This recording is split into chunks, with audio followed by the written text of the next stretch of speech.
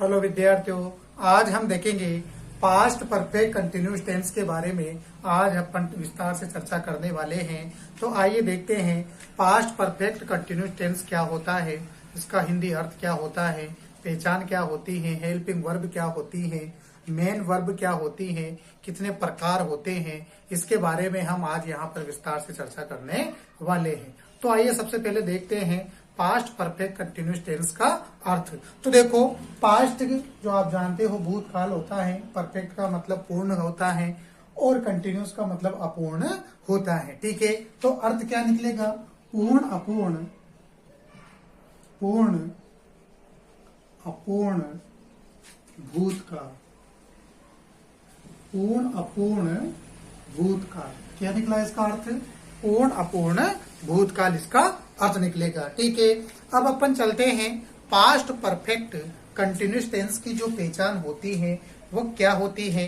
तो देखो, मैं आपको बता दूं कि पास्ट परफेक्ट कंटिन्यूस टेंस अर्थात परफेक्ट और कंटिन्यूस दो टेंसों से मिलकर बना है, जिसमें परफेक्ट की तो इसमें हेल्पिंग वर्ब को लिया गया है और उस हेल्पिंग वर्ब के साथ बीन को एक्स्ट्रा लगाया गया है। उसके बाद कंटिन्यूस की पहचान, हिंदी पहचान को इसमें रखा गया है, लेकिन उसके साथ से का प्रयोग या समय के लिए से का प्रयोग का यूज किया गया है। से रहा था, से रही थी, से रहे थे, ऐसे। ठीक है, उसके अलावा मेन वर्ब की जो फर्स्ट फॉर्म होती है और उसमें आईएनजी का प्रयोग होता है, वो भी कंटिन्यूस से ली गई है। तो ये परफेक्ट कंटिन्यूस टेंस दो टेंसों से मिलकर बना है और इसको अपन पास्ट के अंतर्गत पढ़ रहे हैं। तो पहचान क्या बन जाएगी? से रहा था, से रही थी, से रहे थे। ठीक है, ये इसकी हिंदी पहचान बन जाती है। और आप जानते हो हिंदी पहचान वाक्य के, हिंदी के जो वाक्य होते हैं उसके अंत में होती है, उसके सबसे बाद में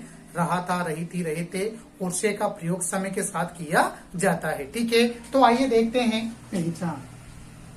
इसकी पहचान देख रहे हैं अपन, पास्ट परफेक्ट कंटिन्यूस टेंस की पहचान देख रहे हैं। ठीक है, तो पास्ट परफेक्ट कंटिन्यूस टेंस की पहचान देखते हैं। पास्ट परफेक्ट कंटिन्यूस टेंस के हिंदी वाक्यों के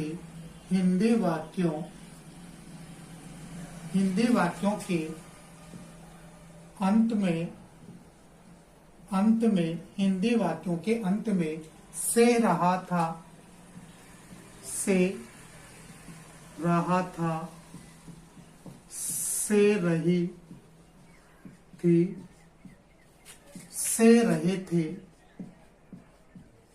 रहे थे, आदि आते हैं, आदि आते हैं, आदि आते हैं। ठीक है, क्या लिखा अपन ने कि पास्ट परफेक्ट कंटिन्यूस टेंस के जो हिंदी के वाक्य होते हैं उसके अंत में क्या होना चाहिए? से रहा था, से रही थी, से रहे थे आना चाहिए। या फिर जिस हिंदी वाक्यों के अंत में से रहा था, से रही थी, से रहे थे आते हैं वो पास्ट परफेक्ट कंटिन्यूस टेंस के उदाहरण कहलाते हैं। अब देखो, इसमें से का यूज हो रहा है, तो ये से आपको कहाँ पे देखने को मिलेगा? ये हमेशा समय के जस्ट पीछे देखने को मिलेगा। जैसे उदाहरण के तौर पे, राम सुबह से किताब पढ़ रहा था। कब से? सुबह, एक समय हो गया। से, ये से हमेशा उस समय के साथ में आएगा। जैसे सीता कल से खाना पका रही थी, कल से। तो ये से कहाँ भी मिलेगा आपको? समय के जस्ट पीछे देखने को मिलेगा और पीछे रहा था, रही थी आपको कंटिन्यूस की तरह देखने को मिलेगा। ठीक है, लेकिन आपको कंटिन्यूस टेंस और परफेक्ट कंटिन्यूस टेंस में दोनों में अंतर क्या है कि रहा, उसमें भी रहा, रही, रहे, था, थे, थी आते हैं, इसमें भी रहा था, रही थी, रहे थे पीछे देखने को मिलेंगे। लेकिन परफेक्ट कंटिन्यूस में क्या होता है? समय का प्रयोग होता है और समय के साथ से का प्रयोग किया जाता है। यह आपको एक्स्ट्रा ध्यान रखना है। ठीक है, तो देखिए कुछ उदाहरण देखते हैं, इसमें कुछ एग्जाम्पल देखते हैं। पहला, राम कल से किताब पढ़ रहा था। राम कल से किताब पढ़ रहा था। दूसरा देखो, सीता सोमवार से कपड़े कपड़े धो रही थी। सीता सोमवार से कपड़े धो रही थी। तीसरा देखो, तुम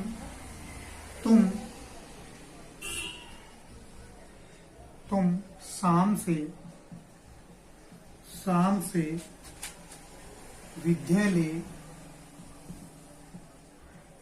से विद्यालय जा रहे थे। ठीक है, ये आपके पास्ट परफेक्ट कंटिन्यूअस टेंस के उदाहरण हैं। देखो, मैंने आपको पहले कहा है कि हिंदी के वाक्यों की अगर पहचान करनी है कि वो कौन से टेंस के हैं, तो उनको हमेशा पीछे की तरफ से देखो। तो पीछे देखते हैं, था थे थी मतलब पास्ट के हैं, रहा रही रहे मतलब कंटिन्यूस के हैं। लेकिन अभी पता नहीं चल रहा है, अभी सिर्फ अपन को कंटिन्यूस का पता चला है। आगे देखते हैं, समय आ रहा है और समय के जस्ट पीछे क्या आ रहा है, से आ रहा है। क्या आ रहा है, से आ रहा है और समय का प्रयोग भी हुआ है। अब अपन को कंफर्म हो चुका है कि ये उदाहरण किसके हैं, पास्ट परफेक्ट कंटिन्यूस टेंस के उदाहरण है। ठीक है, तो क्या है, से रहा था, से रही थी, से रहे थे, ये पास्ट परफेक्ट कंटिन्यूस टेंस की पहचान मानी जाती है। अब अपन देखते हैं हेल्पिंग वर्ब। तो पास्ट परफेक्ट कंटिन्यूस टेंस में जो पास्ट परफेक्ट की जो हेल्पिंग वर्ब है, हेड, जिसको अपन ने पढ़ा था, उसको इसमें लिया गया है और इसके साथ बीन लगाया जाता है। तो देखते हैं, पास्ट परफेक्ट कंटिन्यूस टेंस में हेल्पिंग वर्ब हेड का प्रयोग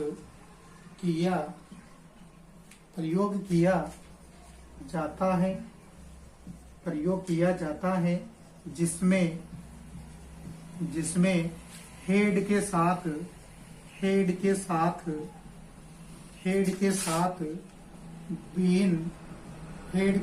बीन लगाया जाता है। ठीक है, ये देखो, पास्ट परफेक्ट कंटिन्यूस टेंस में जो पास्ट परफेक्ट की जो हेल्पिंग वर्ब थी हेड, उसको यहाँ पर रखा गया है, उसका प्रयोग करते हैं और उनके साथ में अपन बीन का प्रयोग करते हैं या बीन लगाया जाता है। तो ये थी पास्ट परफेक्ट कंटिन्यूस टेंस की हेल्पिंग वर्ब। अब अपन बात करेंगे मेन वर्ब की। मेन वर्ब कौन सी होती है? ठीक है, तो देखते हैं पास्ट परफेक्ट कंटिन्यूस टेंस में मेन वर्ब कौन सी आती है। ठीक है, तो देखते हैं। तो देखो, मैंने आपको अभी जस्ट बताया है कि पास्ट परफेक्ट कंटिन्यूस में जो कंटिन्यूस की जो मेन वर्ब होती है, मेन वर्ब की फर्स्ट फॉर्म और उसमें आईएनजी, उसका प्रयोग किया जाता है इसमें भी। ठीक है, तो देखते हैं main verb past perfect continuous tense में मेन वर्ब की फर्स्ट फॉर्म का प्रयोग किया जाता है। पास्ट परफेक्ट कंटिन्यूस टेंस में मेन वर्ब की फर्स्ट फॉर्म का प्रयोग किया जाता है, जिसमें मेन वर्ब की फर्स्ट फॉर्म के साथ आईएनजी लगाया जाता है। आईएनजी लगाया जाता है। और आपकी जानकारी के लिए बता दूं कि आईएनजी हमेशा फर्स्ट फॉर्म के साथ ही लगाया जाता है। ठीक है, तो पास्ट परफेक्ट कंटिन्यूस टेंस में मेन वर्ब की फर्स्ट फॉर्म का प्रयोग होता है, जिसमें आईएनजी का प्रयोग किया जाता है। ठीक है, अब अपन आगे चलते हैं। पास्ट परफेक्ट कंटिन्यूस टेंस में, जैसे आपको पता है, ये तो अपनी हेल्पिंग वर्ब और मेन वर्ब हो गई है, लेकिन हिंदी वाले वाक्यों में समय टाइम दिया हुआ होता है, तो उसके लिए भी अपन यहाँ पर सिंस फोर का प्रयोग करते हैं। और सिंस फोर कब कहाँ लगता है उसके मैं अगले वाले वीडियो में बता चुका हूँ, पहले वाले वीडियो में बता चुका हूँ। तो समय के लिए अपन सिंस फोर का प्रयोग करते हैं। तो देखो, पास्ट परफेक्ट कंटिन्यूस टेंस में समय के लिए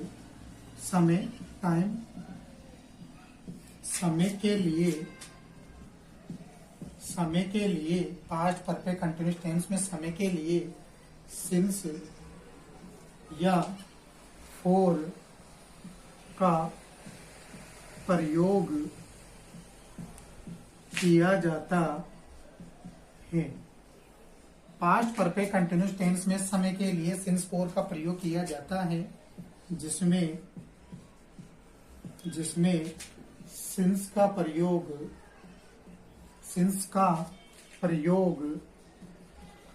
प्रयोग निश्चित समय तथा फोर का प्रयोग अनिश्चित समय के लिए किया जाता है। तो देखो, पास्ट परफेक्ट कंटिन्यूअस टेंस में समय के लिए सिंस और फोर का प्रयोग किया जाता है, जिसमें सिंस का प्रयोग निश्चित समय के लिए, किसके लिए? निश्चित समय के लिए, तथा फोर का प्रयोग अनिश्चित समय के लिए किया जाता है। अब ये निश्चित और अनिश्चित समय क्या होता है, ये मैं आपको पिछले वाले वीडियो में बता चुका हूँ, आप वहां से देखना है, ठीक है। लेकिन निश्चित और अनिश्चित समय के लिए सिंस फोर का प्रयोग करते हैं, ठीक है। अब अपन चलते हैं पास्ट परफेक्ट कंटिन्यूअस टेंस के प्रकार। तो मैंने आपको पहले कहा है कि मुख्य 3 टेंस होते हैं, उनके 4 प्रकार होते हैं, उनके भी 4 प्रकार होते हैं। तो पास्ट परफेक्ट कंटिन्यूअस टेंस के भी 4 प्रकार होते हैं। तो लिखते हैं, पास्ट परफेक्ट कंटिन्यूअस टेंस के भी 4 प्रकार होते हैं। 4 प्रकार होते हैं। अब कौन कौन से होते हैं? तो देखो, अफर्मेटिव टेंस, जिसको सकारात्मक वाक्य कहते हैं। दूसरा,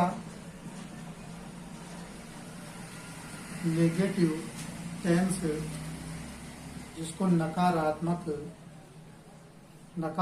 वाक्य कहते हैं, ठीक है। तीसरा प्रकार,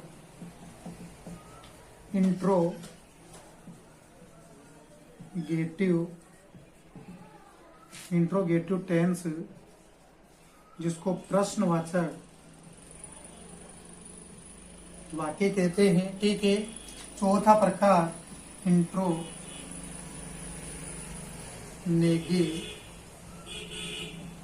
टेंस, जिसको प्रश्नवाचक नकारात्मक वाक्य कहते हैं। प्रश्नवाचक नकारात्मक वाक्य कहते हैं, ठीक है। तो पास्ट परफेक्ट कंटिन्यूअस टेंस के भी 4 प्रकार होते हैं। कौन कौन सा? अफर्मेटिव, नेगेटिव, इंट्रोगेटिव, इंट्रोनेगेटिव, ठीक है। वही 4 प्रकार होते हैं। और अब अपन चलते हैं फॉर्मूलों की तरफ। तो मैंने पहले भी कहा है कि इन 4 प्रकारों के ही फॉर्मूले बनते हैं। अफर्मेटिव, नेगेटिव, इंट्रोगेटिव, इंट्रोनेगेटिव के ही क्या बनते हैं? फॉर्मूले बनते हैं। तो चलते हैं फॉर्मूलों की तरफ। पास्ट परफेक्ट कंटिन्यूअस टेंस के फॉर्मूले क्या होंगे, कैसे बनेंगे, तो उनको बना करके देखते हैं। और उन फॉर्मूलों के माध्यम से ही अपन हिंदी के जो सेंटेंस होते हैं, जो वाक्य होते हैं, उदाहरण होते हैं, उनको बनाते हैं, ठीक है। तो देखो, फॉर्मूला पहले अफर्मेटिव। तो सबसे पहले सब्जेक्ट प्लस हेड, एक ही हेल्पिंग वर्ब है, और उसमें क्या लगेगा? बीन। उसके अलावा मेन वर्ब की फर्स्ट फॉर्म, उसमें क्या जुड़ेगा? ing। उसके बाद ऑब्जेक्ट। फिर समय के लिए अपन सिंस या फोर प्लस टाइम, ठीक है। जो उसमें टाइम दिया गया है, जैसे कल से, सोमवार से, शाम से, उनकी भी मीनिंग अपन को लिखनी होती है, ठीक है। उसके बाद नेगेटिव देखते हैं। सब्जेक्ट प्लस हेड प्लस तीसरे स्थान पे not plus been plus main verb की फर्स्ट फॉर्म, उसमें ing, फिर ऑब्जेक्ट, सिंस या फॉर प्लस टाइम। ठीक है, ये नेगेटिव का फॉर्मूला होता है जिसमें नोट का प्रयोग किया जाता है। इंट्रोगेटिव में देखते हैं इंट्रोगेटिव। अब इंट्रोगेटिव में जो हिंदी का वाक्य होता है वो क्या से शुरू होता है और लास्ट में क्वेश्चन मार्क का प्रयोग किया जाता है। इसलिए अपन क्या करते हैं, इस हेल्पिंग वर्ब को सब्जेक्ट से आगे लिखते हैं। क्या करते हैं, हेल्पिंग वर्ब को सब्जेक्ट से पहले लिखना जरूरी होता है। तो देखते हैं, had plus subject plus been, फिर मेन वर्ब की first form ING, object since या फॉर प्लस टाइम और लास्ट में क्वेश्चन मार्क, क्योंकि वाक्य कैसे शुरू होता है और लास्ट में क्वेश्चन मार्क आता है। ठीक है, तो क्या आएगा, लास्ट में क्वेश्चन मार्क आएगा। आगे देखते हैं इंट्रोनेगेटिव। अब इंट्रोनेगेटिव में वाक्य कैसे शुरू होता है, लास्ट में क्वेश्चन मार्क भी आता है, लेकिन इसमें नोट का प्रयोग होता है। ये अब आप जानते हो कि नोट हमेशा तीसरे नंबर पे ही लगता है। ठीक है, और हेल्पिंग वर्ब को सब्जेक्ट से पहले इसमें भी लेंगे, तो हेड प्लस सब्जेक्ट, अब तीसरा नंबर आ गया तो नोट प्लस बीन, उसके अलावा मेन वर्ब की फर्स्ट फॉर्म उसमें आईएनजी, फिर ऑब्जेक्ट, फिर सिंस या फॉर प्लस टाइम, फिर लास्ट में क्वेश्चन मार्क। ठीक है, ये इंट्रोनेगेटिव का फॉर्मूला है। देखो, सब्जेक्ट हेड सब्जेक्ट, तीसरे नंबर पे not plus been, main verb की first form ING, object since या फॉर टाइम और लास्ट में क्वेश्चन मार्क। ठीक है, तो ये थे 4 प्रकारों के फॉर्मूले। अब इन चारों प्रकारों से ही अपन को एग्जाम्पल लेंगे और उन एग्जाम्पल को इनसे बनाने की कोशिश करेंगे। तो देखते हैं एग्जाम्पल क्या है। ये एग्जाम्पल जैसे पहला इजी लेते हैं, राम सोमवार से विद्यालय